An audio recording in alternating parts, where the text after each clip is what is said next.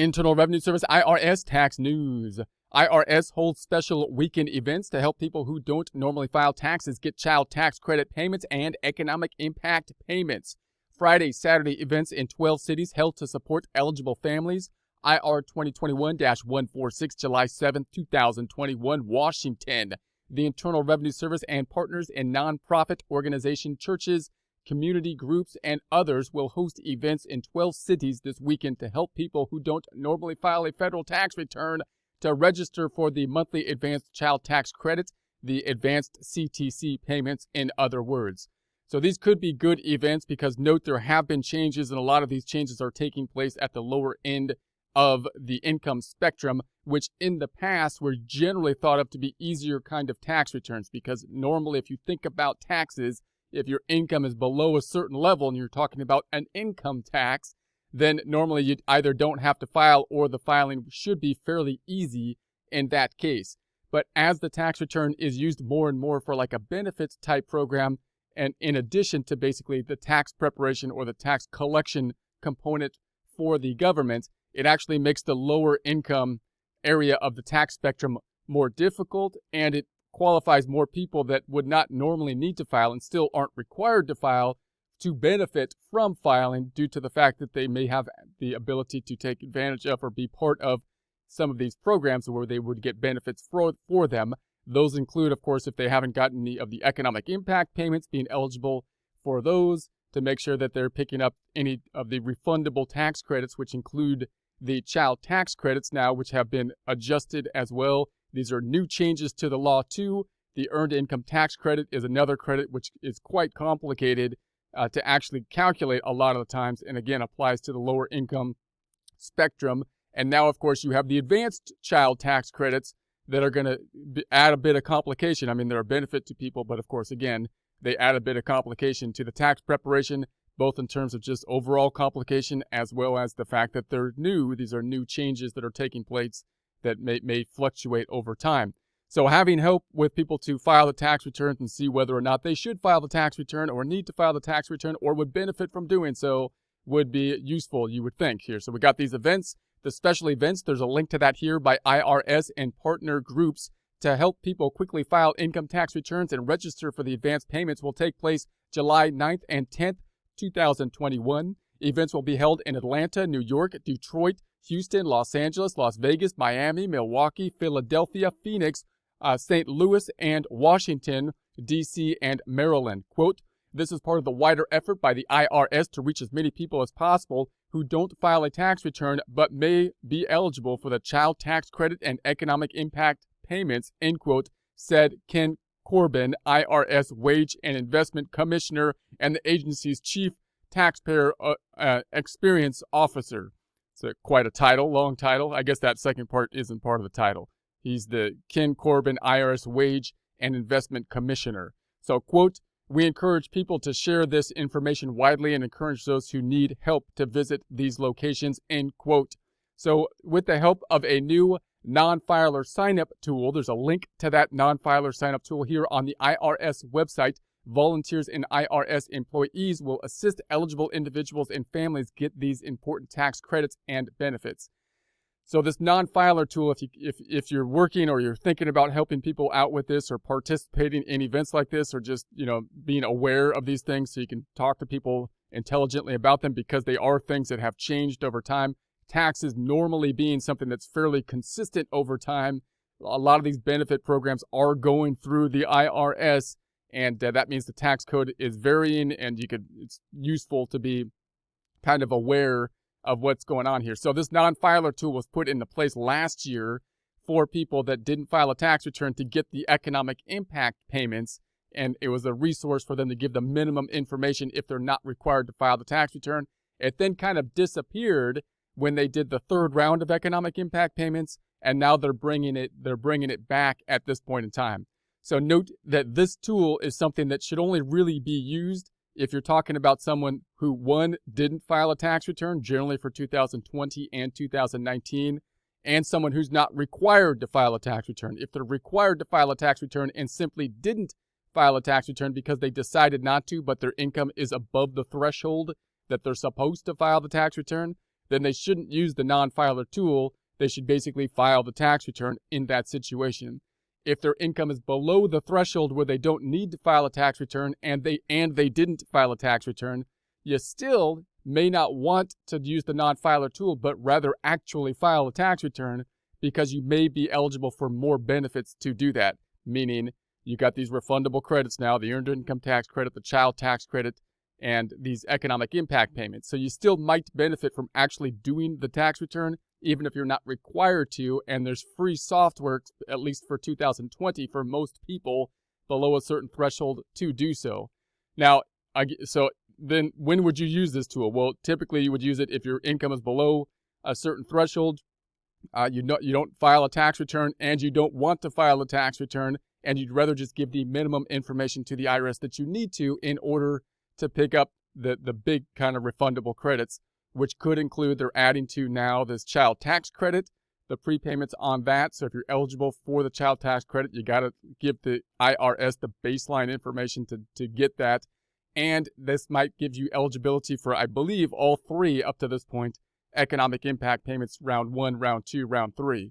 I do not believe that it gives you, it'll help you to calculate the earned income tax credit, if that would be something that someone would be eligible for. So that's the thing, that actually filing a tax return, even if your income is below a certain threshold and you don't owe tax, might be beneficial for. That's the other big, that other big one that might not be in the non-filer tool. So that's kind of the breakdown here. So this tool, an update of last year's IRS non-filer tool, is also designed to help individuals register for the 1,400 third round of economic impact payments, also known as the stimulus checks, and claim the recovery rebate credit for any amount of the first 2 rounds of economic impact payments they have missed. So just in terms of the economic impact payments, it looks like then, if they haven't given the IRS the information, they may not have gotten any of the economic impact payments. They may have, because the IRS might have some baseline information from things like Social Security payments or something like that. So the IRS still might have sent out a payment to them, but they may not have the information even still to pick up something like the child tax credit, because they wouldn't know of any dependents unless they had a tax return. So and just for the terminology as well, just note that there's 3 economic impact payments that went out, and the economic impact payments are in essence prepayments of what would be on the tax return as a recovery rebate credit. The first 2 economic impact payments then had gone out before the filing of the 2020 tax return. Therefore, those first 2 might be called economic impact payments, stimulus checks, or recovery rebate credits, because we actually filed the 2020 tax return, which ties to the recovery rebate credits, those first 2 being prepayments of the recovery rebate credit. The third one that went out would be a prepayment of, you would assume, the recovery rebate credit that would be filed on 2021 tax return that would be filed in 2022. So that one is still simply an economic impact payment or stimulus check, not really referred to as a recovery rebate credit yet, because it hasn't expired and that the tax return hasn't been filed at this point. So just some terminology things, again, which can be highly confusing, and most people probably would roll their eyes at that. I hope you're still around listening to this. So in any case, individuals do not need to have children to attend these events and sign up for the economic impact payments. People can check their eligibility for the AdvCTC. So that's another short term you might want to just know. AdvCTC is the Advanced Child Tax Credit. The CTC is the Child Tax Credit. The Advanced, the ADV, means the prepayments, the monthly payments that they're going to be sending out, 6 of them, by using the Advanced Child Tax Credit Eligibility Assistant. There's a link to that here. For this weekend's event, to make the sign-up process go quickly and smoothly, people are encouraged to have the following information when they come to one of these events. So this is what you need if you're going to get help with this. You need the Social Security number for their children, 2 Social Security numbers or tax identification numbers for themselves and their spouse. So obviously you need to know who you are from the eyes of the IRS. Who are you from the eyes of the IRS? Numbers. You need to know your number for yourself, your Social Security number, or whatever ID number, and any dependents that you're going to be claiming. 3, a reliable mailing address. This is going to be involving prepayments that are going to be going out to people. So they have to have some format of giving them the payment. That will either be a mailing address or possibly a bank account that they can file it to. An email address. So you got to have an email address. That should be fairly easy to put one together if you don't have one. And 5, and the bank account information if they want to receive their payment by direct deposit. Note, if you're hosting an event like this and you're dealing with people that are moving around a lot, then it would be really nice if you can actually get it not to a mailing address but to the bank account, because the bank account can follow them moving around. And that might not always be possible, but if you can find a way to set people up with a bank account so that they can then get the thing no matter where they are, that would be good. So the IRS is also planning to do additional events in the future, as well as work with partners inside and outside the tax community to share information as widely as possible to people who may be eligible for the child tax credits and the economic impact payments. This is part of a wider effort to raise awareness of the expanded child tax credit. The IRS will also encourage its partners to use available online tools and toolkits.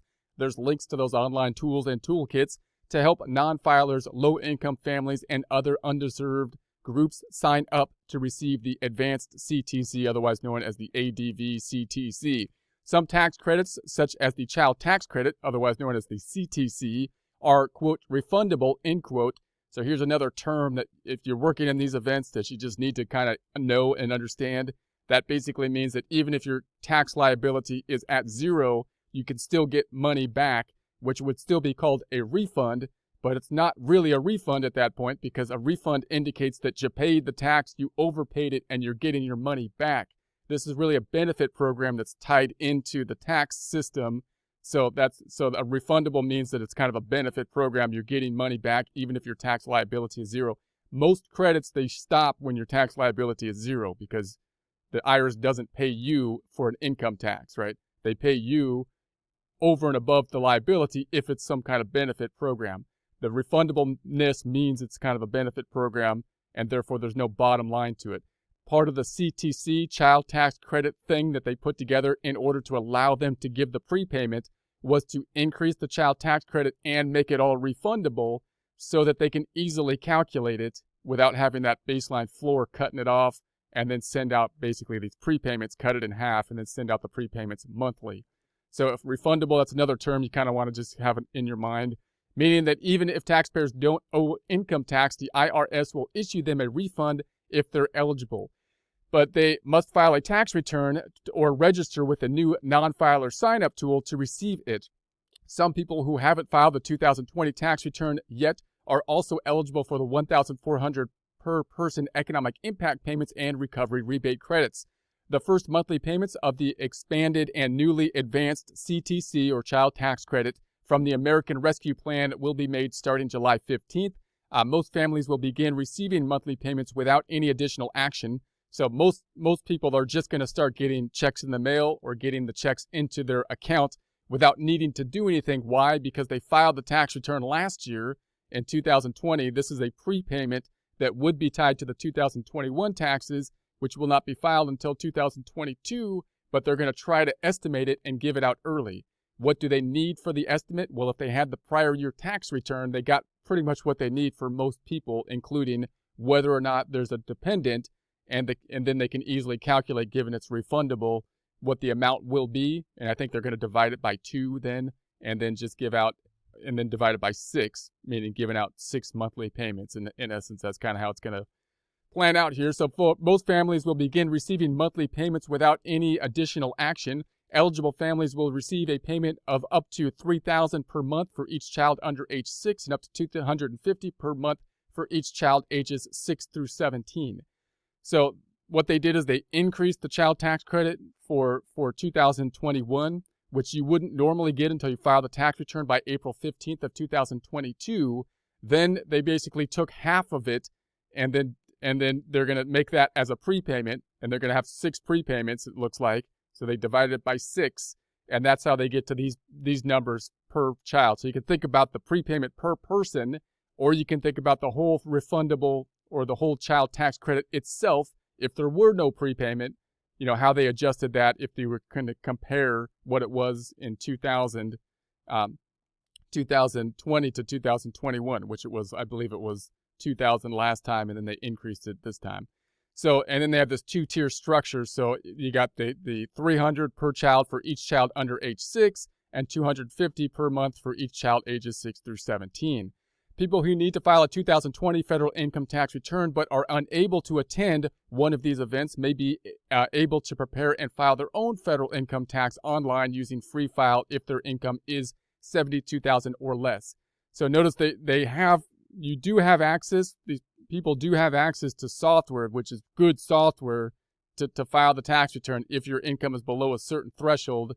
Even though it's somewhat complicated still, the software has an interview process. There's a link to that here, so you can actually look at that and test it out yourself. People who don't need to file a 2020 federal income tax return also use the non-filer sign-up tool to register to receive the AdvCTC child tax credit payments, the third round of economic impact payments, and the recovery rebate credit, basically the 3 economic impact payments and the CTC payments, child tax credit. The IRS encourages people to request payments via direct deposit, which is faster and more secure than other payment methods. People who don't have a bank account should visit the Federal Deposit Insurance Corporation website for details on opening an account.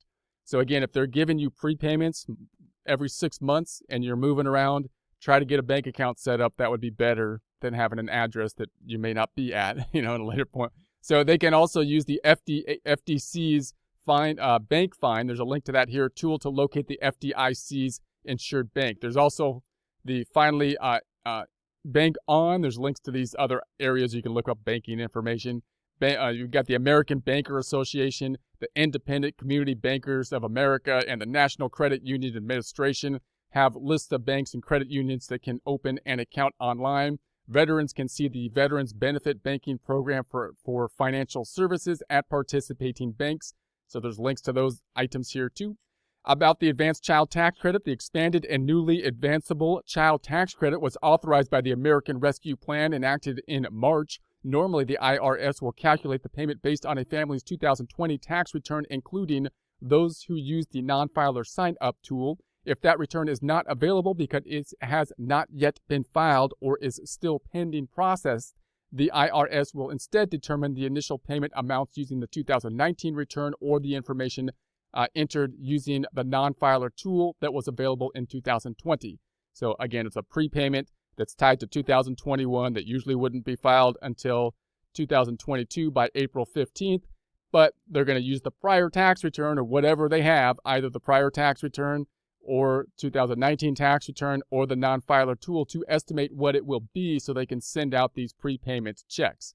And obviously the baseline information they would need from that prior data would be how many children, dependents that would be qualifying, what their ages are, social security number and whatnot. And that's going to be the main, and where to send the check to, the banking information and whatnot. So the payment will be up to $300 per month for each child under age 6 and $250 per month for each child age 6 through 17. To make sure families have easy access to their money, IRS will issue these payments by direct deposit as long as correct banking information has previously been provided to the IRS. Otherwise, people should watch their mail around July 15th for their mailed payment. The dates for the Advanced Child Tax Credit payments are July 15th, August 13th, September 15th, October 15th, November 15th, and December 15th. To learn more about the AdvCTC Child Tax Credit payments, visit irs.gov/Child Tax Credit 2021 or see FAQs, frequently asked questions on the 2021 Child Tax Credit and Advanced Child Tax Credit payments. There's links to those 2 items here. There'll be a link to this in the description.